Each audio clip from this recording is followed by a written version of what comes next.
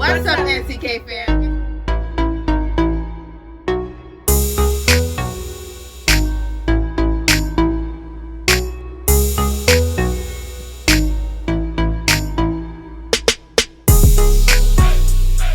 What's up, NCK fam? It's your girl Nelle, back again with another video. Last week we had off, but you know what? This week we're coming back and we're ready to go. Happy Valentine's Day to everyone who celebrates Valentine's Day. Sending love to you all. And you know what? For this week's episode, in light of it being, the love weekend, and from your comments from my previous Get to Know Me tag, I decided that this week is dedicated to poetry and for me to read you guys some poetry that I read in high school in my creative writing class. I have a couple here. Let's see. I have 5 pieces of poetry / creative writing that I'm gonna read for you all today, and I hope you enjoy. Okay. Hopefully I can still maintain good eye contact with the camera. And yes, Chanel is back. Okay, she's back. All right, the first one is called Light Poem. Okay, let me just back up. So I was in a creative writing class. Was it my senior year? I don't remember. I think it was my senior year. And all of you who was in it, shout out. We had Miss Jackson. And so I think it was like every week or something, she would like have a list of vocabulary words, and we would have to have these vocabulary words turned into like a poetry or like a story piece or whatever. So these are that in this form. And actually, oh my gosh, this is when I was a junior.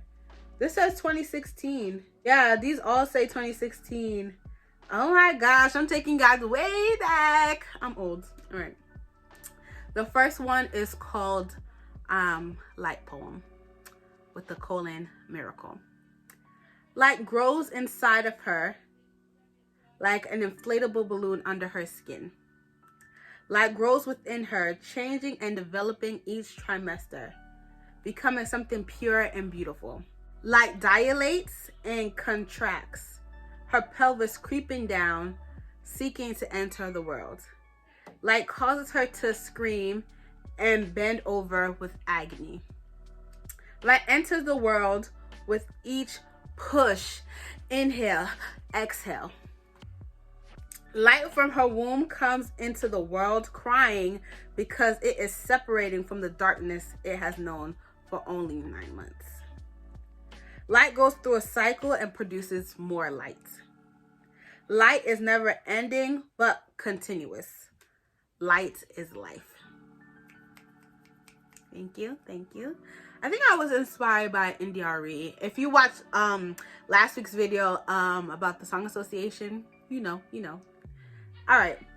This next piece is a sensory poem, and it's called In Sickness and Intoxication. Keys rattling, cling cling. Foot stomping in an uneven pattern like a shuffle so familiar. Thump thump, pause, scat, pause, thump thump. The walk of a drunken man.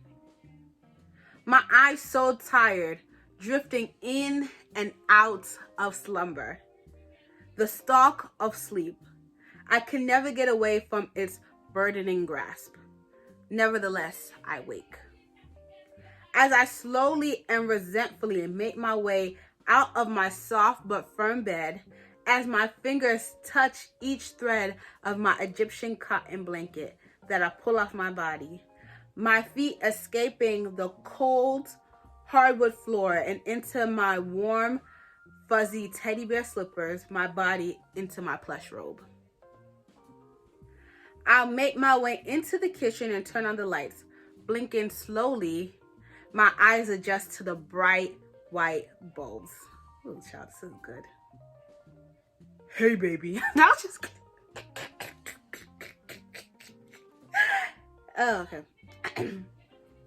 Hey, baby. Is the party over? He murmurs in a slur. Oh, baby, don't be mad. The boys just wanted to celebrate tonight. You still love me, right? he says as his warms big muscular arms around me. The scent of whiskey and Armani cologne scorched my nostrils. Yeah, baby, I love you, I reply in disdain. But cognizant of his drunken temper, I say, let's go to bed. Child, let this not be me, Lord. As we do this drunken waltz back into the bedroom, I reflect on every single smiling picture we knocked down on the wall, and I think how my life changed so drastically because I was married to alcohol. Woo! Snaps, snaps, snaps, snaps. I feel like this is where I should pause, and if this was a sponsored ad, it would be like, if you or somebody you know is addicted to alcohol, you know? All right, next. This is called Dear Death. This was definitely inspired by someone's death. Yeah, okay. Dear Death, you cold-hearted, life-snatching, deceitful, sneaky bastard. Ooh. How dare you? How dare you cause a mother a lifetime of sorrow for her only child? A widow to sleep alone at night? For a joyful, expecting wife to hear the words of her disappointed husband? It's okay, honey. We'll try again. You don't care if the life you took away was close to graduating high school, was looking forward to their third birthday, was anxiously waiting to going home after a long day of work, or even plans for the next day as soon as they woke up in the morning. Never to rise like the day. Contrary to what the media might portray, you come for every race, gender, religious affiliation, economic class, city, and age. Death, you sicken me to my stomach. You stand so, ooh, hold on. This is the word. This is one of the vocabulary words. You stand by pusillanimously. Whoa, I'll put the word on the screen because I cannot right now. Gaining joy by watching friends and families bawl their eyes out because the person they loved and once cherished is nothing more than a heap of slowly decaying flesh, ready to be processed and put in the earth. Their smile, laughter, witty charm, and spunky personality never to be seen again. Only a distant memory. You disguise yourself in black because you show no remorse or regret. Your hearty transporter for eternity. Death, you roam the land like you have no end. Ha, I laugh in your face. You think you know my number and my fate. Well, guess what, bud? I know yours too.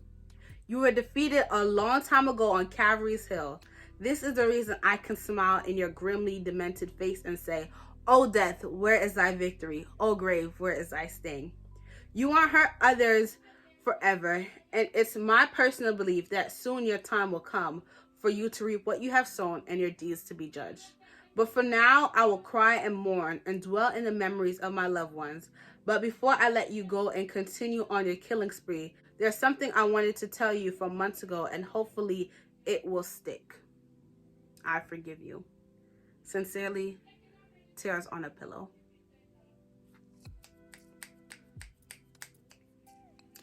All right. This next one is called At the Clouds.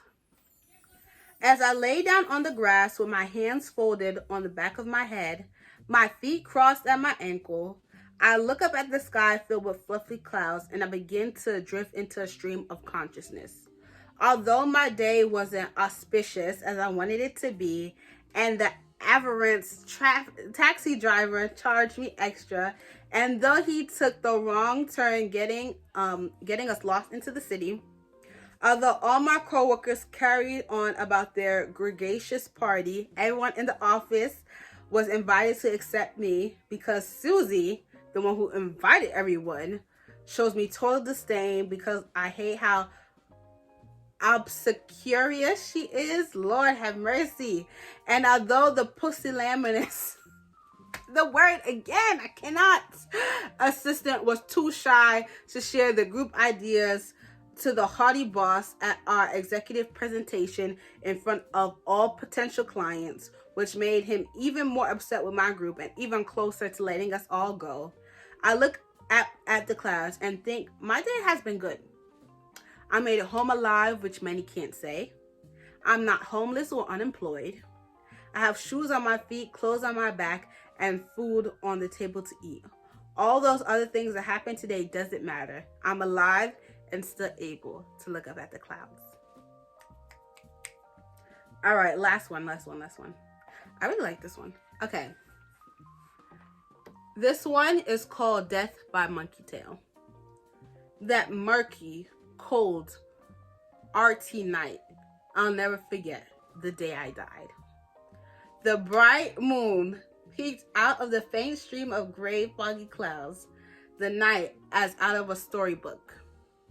Dark as midnight, freaky as twilight, fair gripping as every time I exhaled my breath appeared before me as a ghost, looking to escape its misery of being here nor there. Nevertheless, I creep on. Crisp, fresh fallen leaves cringe every step I took.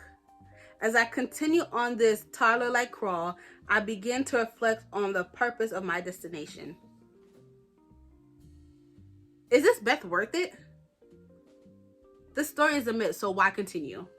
Nevertheless, I press on with an ego so big and a reputation I took so long to build. I knew this little deal wasn't too extreme to risk everything. As I peered open the squeaky fragile door to a house similar to the home of the Addams family, our favorite vampires, I was scared to death.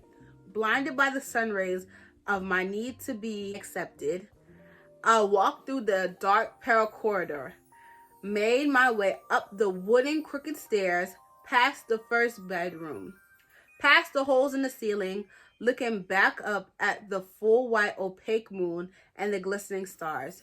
I peered to open the bathroom door. There was shattered glass all over the floor, cracked tiles, a broken faucet still dripping water, with each drip sounding like a warning to turn back, to run, to go back to freedom. I stepped into the rusted tub. With one misstep could have ended my life because of the shard material sticking up ready to pierce my soul. I quickly and carefully hopped into the tub. I laid down flat on my back with the shadow of death and thrill covering me like a blanket. I closed my eyes shut, squeezing down really hard, shouting, "Monkey tail, monkey tail, monkey tail," 3 times. I opened my eyes so fast as the Liberty Bell was rung to declare the end of the war. My accelerated heartbeat began to slow down when I saw everything was still there. I pat my whole body down to check to see if anything was missing. I began to chuckle because I knew everything was a myth. As I began to slowly rise, I felt this choking feeling around my neck like an invisible furry rope. With this feeling of suffocation, I grasped my neck, trying to breathe and take away that was choking me. As I started passing out, I heard the sound of the monkey. I knew I had succumbed to my death. The memories of my life flashed before my eyes. Every laugh, tear, sadness, all seemed irrelevant. My ego, not so much. I died that day. Death by Monkey Tail. Yay, NCK fam! I hope you enjoy this poetry session. I'm glad I'm able to use this platform, just to show you guys more of my life. Actually, you know what? Bonus. Alright, so I do have one more for you guys. It's a bonus though. It's the East. If you ever read the book East of Eden, I forgot who wrote it. But if you ever read the book East of Eden, it was for my English class, my AP English 2 class. And we had to, read the book and then do like a creative piece about the book after. And so I did a poem, of course. I can't remember what the book is about, y'all. This was 2016. I cannot remember. But I'm going to read you the poem that I wrote, and hopefully you guys get the gist of what the book was about. Okay. Broken, hurt, cunning, mischievous, selfish, manipulative. I'm dangerous. Stay away. At least that's what they all say. Everything in my path I destroy. Like a poison to the system, I corrode everything pure and good. Hit lists, numerous.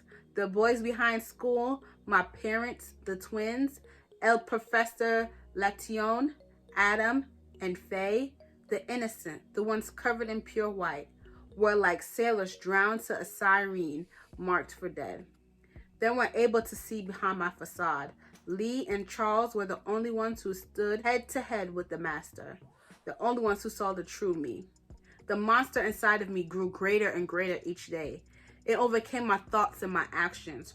From the day my father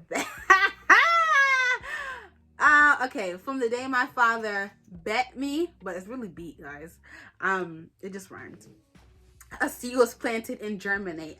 I was now able to kill. Chicken blood on the floor was phase 1. Locked doors from inside was phase 2. Light and matches completed the mission. Burn and rot in hell, you enablers. Another Lizzie Borden was in our midst. Soon I met Adam. Easy money is what the gold diggers would say. You've got it all wrong, I say as I sinisterly laugh.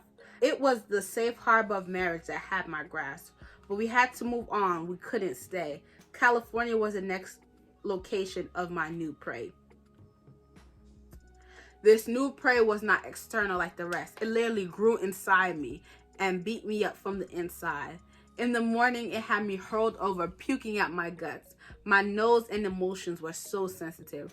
Feet swollen, back sore. Every time I looked in the mirror, I was reminded about the unfortunate mistake. The thirst for its blood was unreal, and the thought of its untimely death by needle gave me inexplicable joy. It was almost over, a mistake completely erased. Baby, wake up. Are you okay? I passed out, the joy I couldn't contain. I thought surely I must have been relieved of this burden. Good news, the baby is still alive. And even better, you're having twin boys. This couldn't have been my future. These are not my plans. Nevertheless, they live. Nothing gold ever stays, pony boy. Taking Johnny's advice and twisting its demeanor, I left. Certainly Adam can love these infidels for the both of us. Like the Grinch, my heart is simply 3 inches too small. My legs, nevertheless, were still open for more business. The need to survive grew greater than my ambitions. 250 for a good time became my identity. Pleasure and satisfaction were subtitles for self-worth and self-esteem. The monster inside is at its prime. It consoled me. It became my only friend. Well, that was until I met Faye. By some strange reason, I was blessed again with something real. Unfiltered. Something with good intentions. Here we go again. Neon trees sarcastically saying, Medusa in all her essence. Couldn't keep soul unstoned with a faint star in their eyes. I'm following her pathway to flame. I tended to do the same. They treated me like family, wrote me in the will, likened to the hips. Alcohol does not lie. It exposes the dark, deep secrets. The light chase out of the shadows, twitches. My ways have been exposed. A lady never kisses and tell.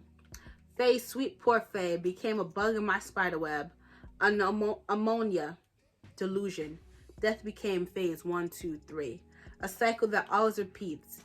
I'm in a cycle of sin. Immoral, corrupt, ugly, heinous, repugnant. Somebody please cleanse me from this toxin that lies deep within my veins. Kathy.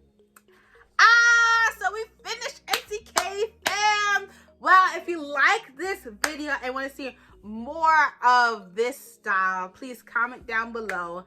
And have a great, wonderful, and prosperous week. Happy Love Day. Happy Love Weekend. Tell someone you know you love them. All right.